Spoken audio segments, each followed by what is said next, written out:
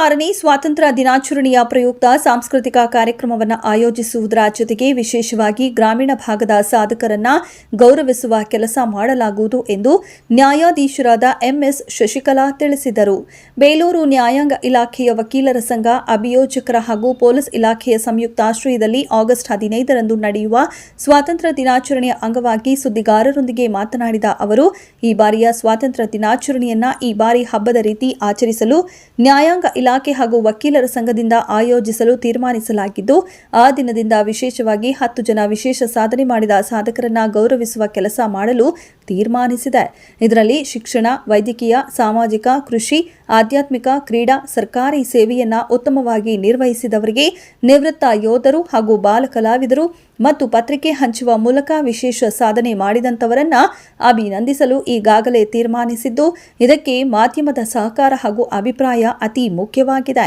ಈಗಾಗಲೇ ನ್ಯಾಯಾಂಗ ಇಲಾಖೆ ಹಾಗೂ ವಕೀಲರ ಸಂಘದಿಂದ ಕ್ರೀಡಾಕೂಟಗಳನ್ನು ಆಯೋಜಿಸಿದ್ದು, ಅಂದು ಗೆದ್ದಂತವರನ್ನ ಅಭಿನಂದಿಸಲಾಗುವುದು. ಸಾಧಕರನ್ನ ಪಟ್ಟಿ ಮಾಡುವ ಸಂದರ್ಭದಲ್ಲಿ ವಕೀಲರು ಹಾಗೂ ನಾವು ಅವರ ಬಗ್ಗೆ ಸಂಪೂರ್ಣ ಮಾಹಿತಿ ಪಡೆಯಲಾಗುವುದು. ಮೇಲ್ಕಂಡ ಸಾಧಕರ ಸನ್ಮಾನಿಸುವ ಸಂದರ್ಭದಲ್ಲಿ ಅವರ ವಿರುದ್ಧ ಬೇಲೂರು ನ್ಯಾಯಾಲಯದಲ್ಲಿ ಯಾವುದೇ ಕ್ರಿಮಿನಲ್ ಪ್ರಕರಣಗಳು ಇರಬಾರದು ಎಂದು ಸ್ಪಷ್ಟಪಡಿಸಿದರು. ಜೊತೆಗೆ ಈ ಕಾರ್ಯಕ್ರಮದಲ್ಲಿ ವಕೀಲರು, ಪೊಲೀಸ್ ಇಲಾಖೆ ಹಾಗೂ ನ್ಯಾಯಾಂಗ ಇಲಾಖೆಯ ಎಲ್ಲರೂ ಕಡ್ಡಾಯವಾಗಿ ಹಾಜರಿರಬೇಕು ಎಂದರು.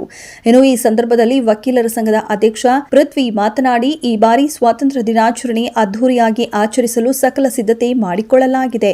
ಅಂದು ಬೆಳಗ್ಗೆ 9 ಗಂಟೆಗೆ ಸರಿಯಾಗಿ ನಮ್ಮ ನ್ಯಾಯಾಧೀಶರಿಂದ ಧ್ವಜಾರೋಹಣ ನಡೆಸಲಾಗುವುದು.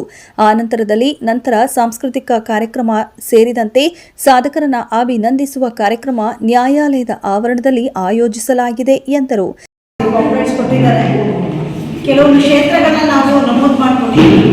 ವ್ಯಕ್ತಿಗಳನ್ನ ನಾವು ಆ ದಿನ ಸನ್ಮಾನ ಮಾಡೋಣ ಅಂದರೆ ಗ್ರಾಮೀಣ ಪ್ರದೇಶದಲ್ಲಿರುವಂಥ ವ್ಯಕ್ತಿಗಳು, ರೈತರಾಗಲಿ ಅಥವಾ ಇಲ್ಲಿ ಸಾಮಾಜಿಕ ಕ್ಷೇತ್ರ, ಯೋಧರು, ಸಾಂಸ್ಕೃತಿಕ ಕ್ಷೇತ್ರ, ವೈದ್ಯಕೀಯ ಕ್ಷೇತ್ರ ವಿಶಿಷ್ಟವಾಗಿ ಸೇವೆ ಸಲ್ಲಿಸಿರಬೇಕು ಮತ್ತು ಅಂಥವ್ರು ನಾವು ಗುರುತಿಸಿ ಅವರಿಗೊಂದು ಸನ್ಮಾನ ಮಾಡೋಣ ಅಂತ.